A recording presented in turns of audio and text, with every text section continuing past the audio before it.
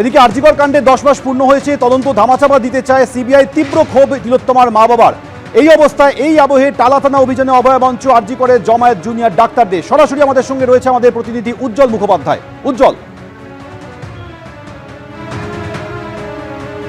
দেখো, সেটা হচ্ছে যে আজকে 10 মাস পূর্ণ হলো এবং তার পরিবারের অভিযোগ যে এখনো পর্যন্ত তার মেয়ে কিভাবে মারা গেল, কারা তার সঙ্গে যুক্ত, তার এখনো পর্যন্ত কোনো উত্তর তারা পাননি। এবং বারবার তারা বিভিন্ন সময় আদালতে গেছেন, আদালতে শরণাপন্ন হয়েছেন, সুপ্রিম কোর্ট, হাইকোর্ট, সমস্ত কোর্টে মামলা হয়েছে। কিন্তু তারা মনে করছেন যে তদন্ত কলকাতা পুলিশ প্রথমে শুরু করেছিল এবং তারপরে সিবিআই যে তদন্ত করেছিল সেইটা কিন্তু এখনো পর্যন্ত তার কোনো উত্তর মেলেনি।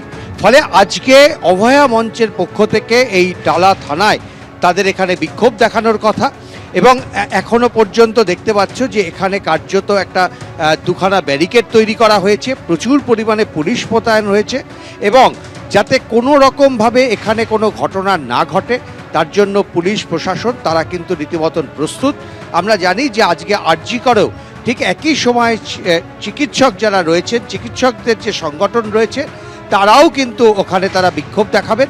এবং আজকে টালা থানার সামনে অভয়া মঞ্চের পক্ষ থেকে যারা রয়েছেন তারা এখানে আসবেন, তারাও এখানে বিক্ষোভ দেখাবেন। আরজিকরের ঘটনার 10 মাস পার, টালা থানা অভিযানে এবার অভয়া মঞ্চ।